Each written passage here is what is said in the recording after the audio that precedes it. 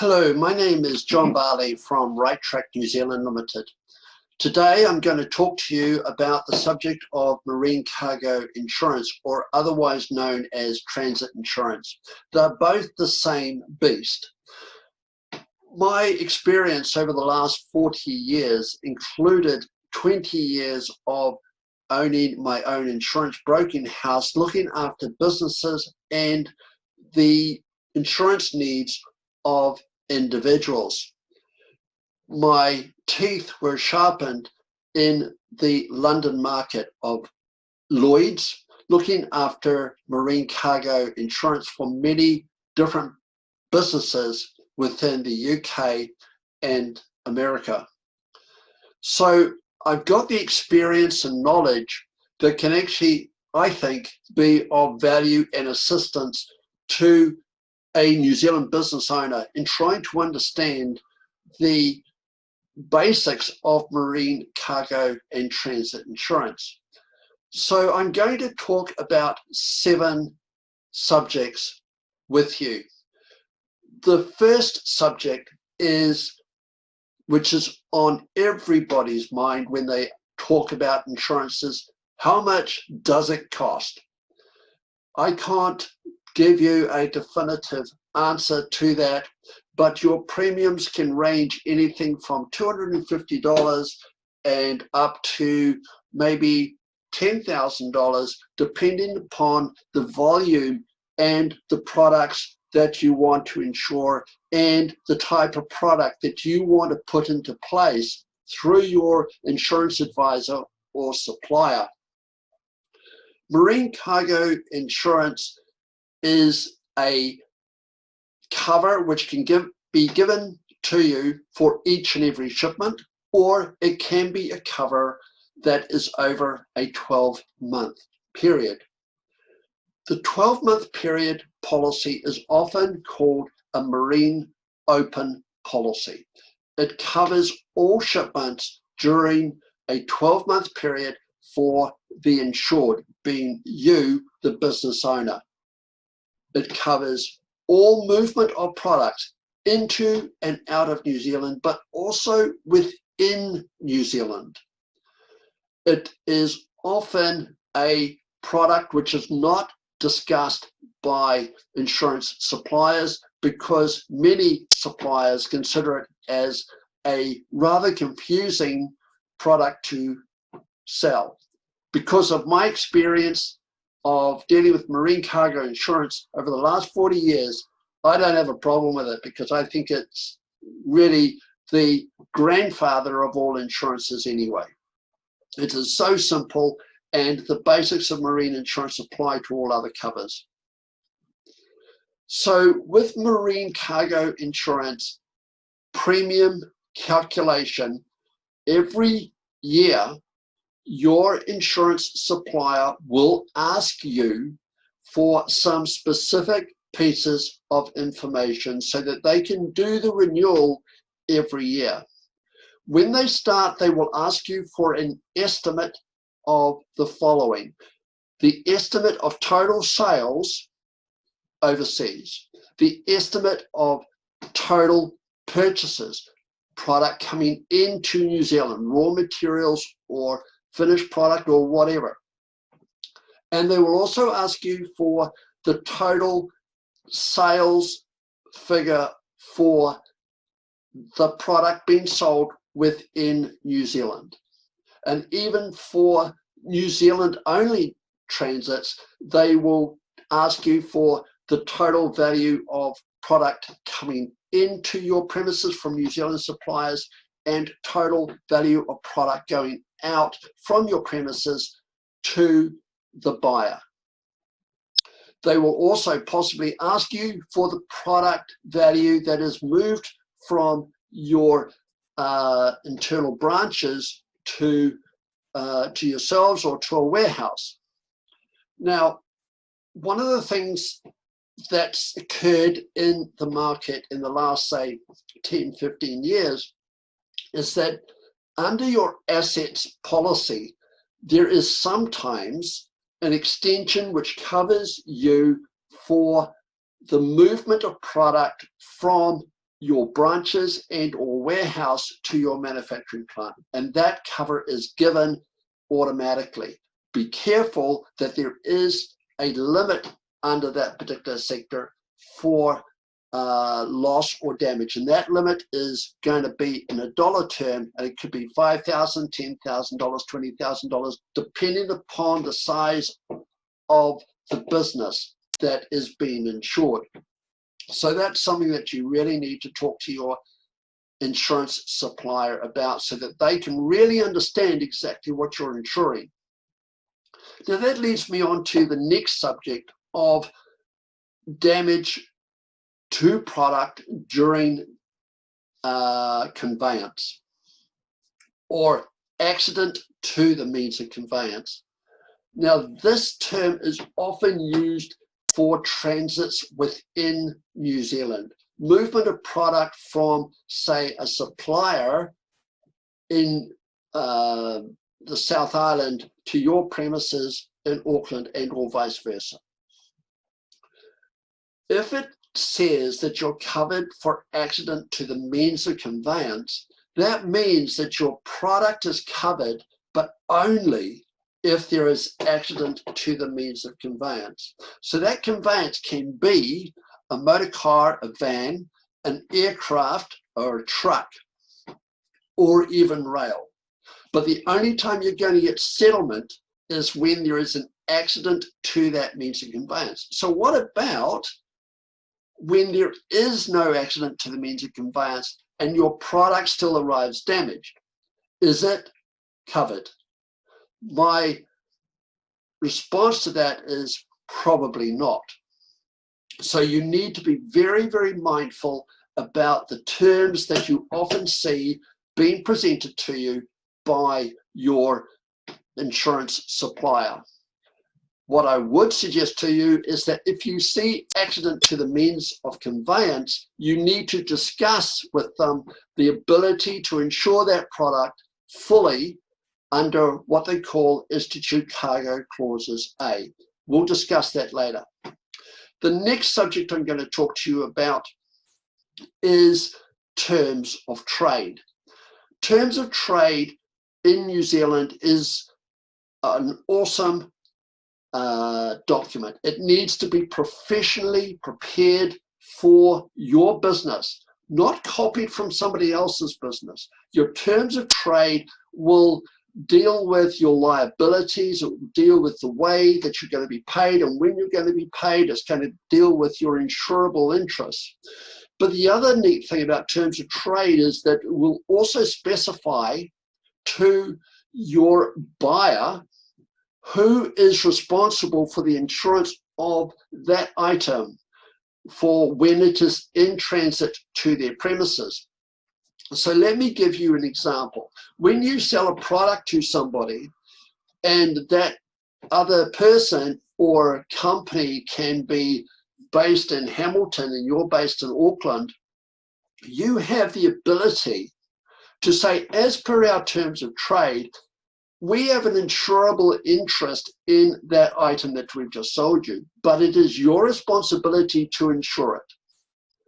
Now, some businesses, in fact, I'd say most businesses in New Zealand, seem to take it upon themselves that even if they do have terms of trade which says that the buyer must arrange insurance for the movement of that particular product, the vendor actually automatically includes the transit insurance within the sale of that particular product. And so therefore, in the event of loss or damage, the vendor can then put in a claim under their own policy. Which brings in the next subject of the terms of carriage. Now, this is where sometimes there can be a lot of confusion. When you use a courier or a logistics company or a transport company to move your product, you are contracting to them under the Carriage of Goods Act. Under the Carriage of Goods Act, specifically the amended act, which came about 4 or 5 years ago, The Act actually now stipulates that the maximum limit any one unit is $2,000. So if a carrier should lose that item whilst it's in their care, custody, and control, their maximum liability is only $2,000 any one unit. Now that only applies for shipments within New Zealand. So if you send something by courier or transport company and that company doesn't give you any documentation to sign, then they are automatically agreeing to carry it under what they call limited carrier's risk, LCR. If they approach you and say, please sign this document, and there are two boxes that they will ask you to sign or consider. One is owner's risk and the other is LCR. Please do not tick the owner's risk. When you insure or have the product moved from your premises to a customer's premises at owner's risk, that's immediately what it says. You're not insured for any loss, even with that $2,000 limit. To make certain that you are covered, you need to have your own transit insurance policy. Now, some freight forwarders or transit businesses will actually offer to you their own marine cargo policy, whereby you will pay them a premium for the movement of that product.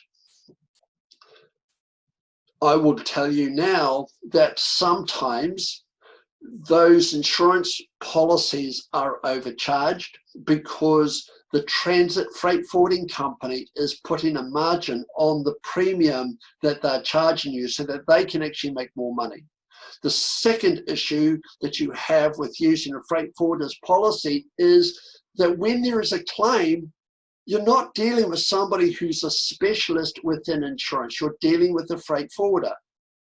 Not only that, but the freight forwarder won't specifically deal with the claim. They'll pass it on to their own supplier. So suddenly you've not only got the loss, you're also dealing with two other people that you have got no contractual responsibility or relationship with. So let's keep on track with this issue of the $2,000. If you have a product which is worth $10,000 and it is in a parcel, one parcel, that parcel is considered as a unit.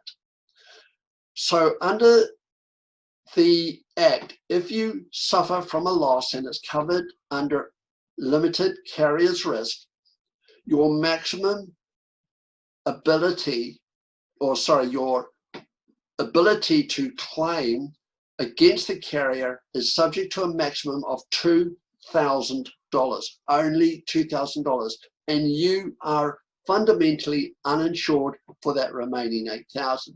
So you need to go and get another transit policy. If you have a pallet load of product and there are a number of $10,000 parcels in that pallet, the maximum amount that you can claim against the carrier, again, is $2,000, regardless of the value of packages on that pallet. So you need, again, to go and buy a transit policy for the excess value to make certain that you're going to get settlement in the event of loss or damage. So let's talk about now the terms that you're going to move those particular products from point A to point B. Or maybe you're going to import those products.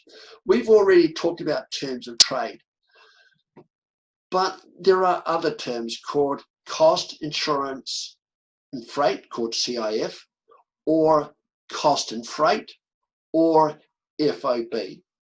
Now, these three terms are so part of the marine cargo world that you cannot do anything and ship anything without coming across those particular terms. Let's deal with cost, insurance, and freight. If you're exporting to another country, then I ask you, please put down on your invoice cost, insurance, and freight.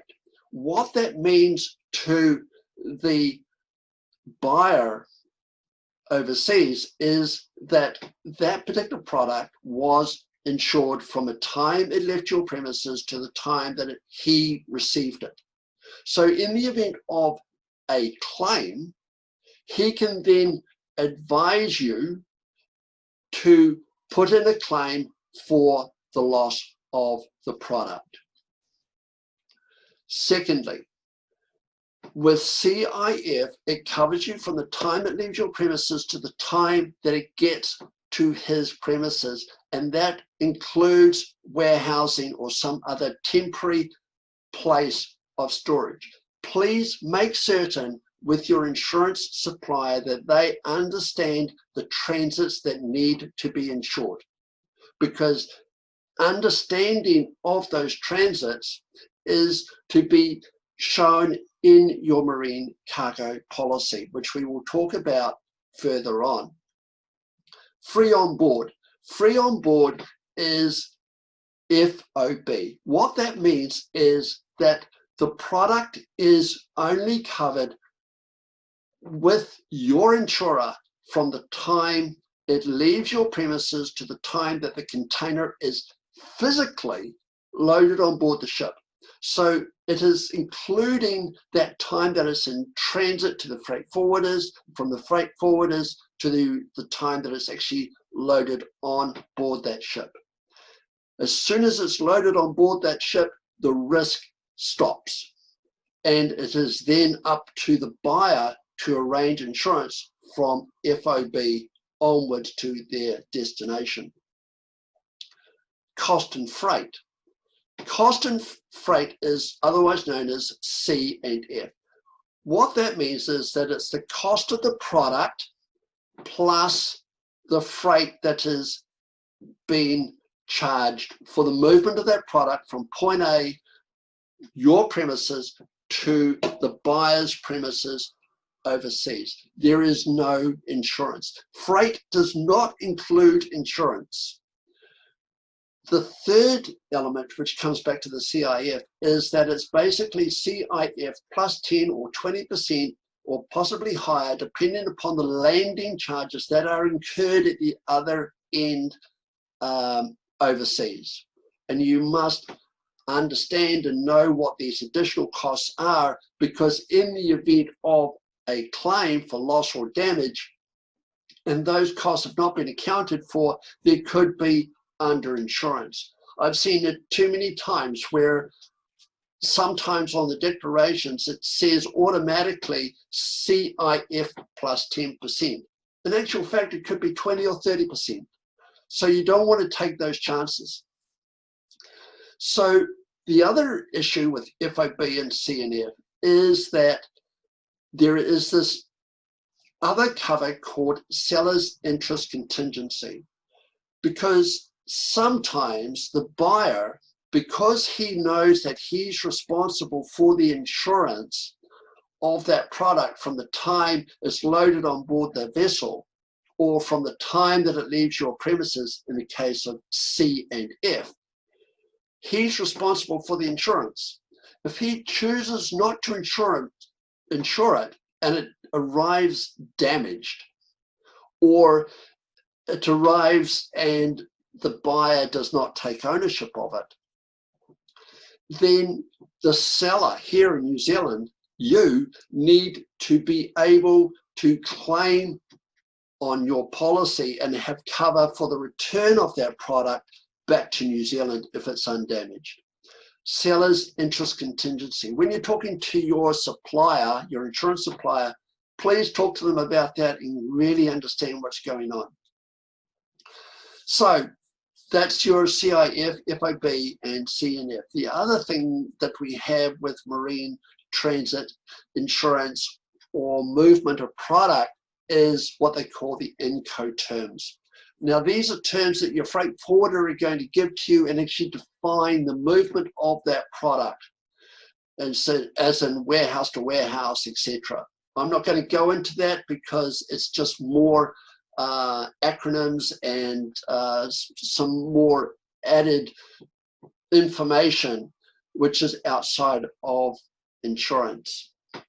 So the next thing I'm going to talk about with you is claims. What happens in the event of claims? Now, we've already talked about the necessity of your freight forwarder to maybe insure your products, but that whilst in movement, but that just adds more parties into an issue of settlement. One thing I can't understand is here in New Zealand, for some strange reason, freight forwarders will offer to their customers and to their clients the ability of passing on a financial loss due to loss or damage of product into credits for onwards or forward freighting of product. Again, freight is not insurance, but freight forwarders will offer and say to a company that has suffered a loss whilst the product's been in their care, custody, and control, we will credit that loss to future freight movements. Now, in one sense, it's a good idea because it basically locks the customer in to ongoing engagement with that freight forwarder. But on another way, it doesn't make any sense, because if the freight forwarder is actually losing the ability to earn more money by applying credits of freight to future shipments, it just doesn't make any sense to me. So I would advise business owners here in New Zealand that what they should do is actually buy their own transit insurance, so that in the event of loss or damage, your insurance company can then settle the claim for you and with you. And then part of that process is that they then take subrogation action against the freight forwarder. So I suppose by the freight forwarder offering to you this wonderful credit facility, they're avoiding the onus of paying to insurance companies for a loss. Because the other side of it is, under bills of lading, there are certain limits of liability that can be applied to loss or damage of product. But we don't want to apply that. We only want to apply for you to be able to obtain full settlement for your loss.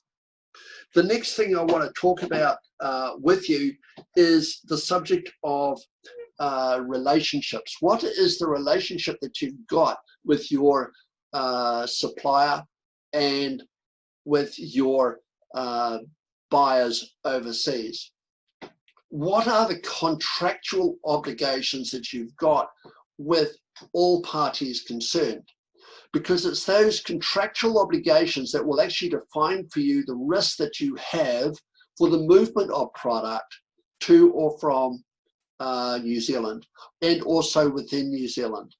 I've seen too many contracts in my time where the relationship is actually spelled out, but the business owner has elected to ignore those relationships, and sadly, when there is a loss, there is a lot of disappointment.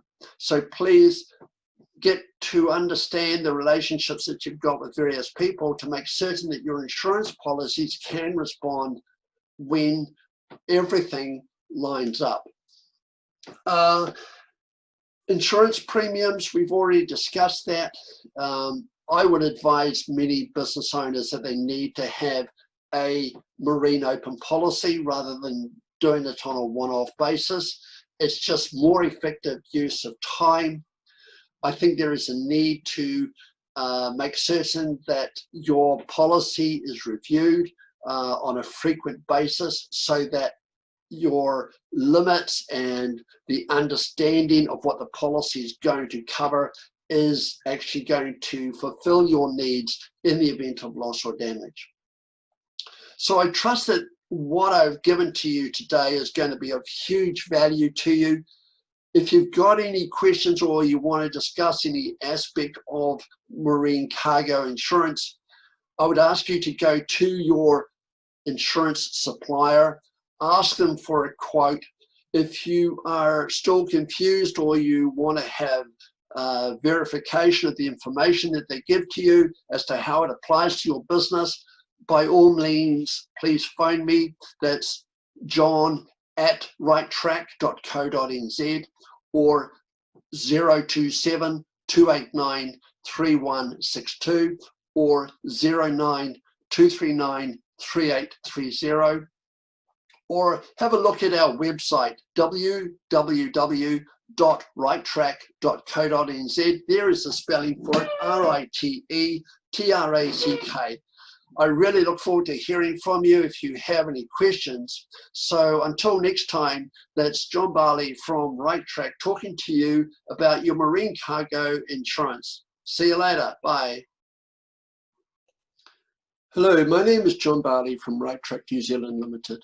I trust that you've enjoyed the last video that you've been watching on the subject of insurance, whatever video you've chosen. Maybe it was the marine cargo, maybe it was the classic car insurance or 4x4 or travel insurance. At the end of the day, they're all videos to give the viewer a better understanding and a clearer sense of guidance as to what is most appropriate for them in the world of insurance. If you wish to find out more about Right Track New Zealand Limited, we invite you to look at our website, www.righttrack.co.nz. We have created a website which we believe is quite comprehensive, and within that website you will actually see that there are modules that are available to help business owners have a better understanding and grasp of the risks which are in business. We've actually got Brian Falco talking about how he actually changed his business and made it into a success by having a better understanding of the need to have beneficial relationships with his people within his firm. It's a great set of videos and it's so well priced at $125 plus GST for a series of modules and educational system to give better results for business owners trying to find that point of difference that businesses now so eagerly look for in a climate or an environment which is so, how can one say, challenging.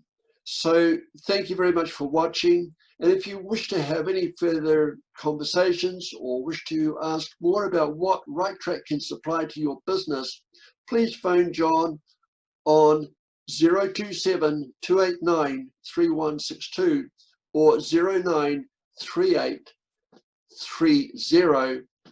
That's 09 239 3830 or solutions@righttrack.co.nz. Thank you very much for watching, and until next time, see you later. Bye-bye.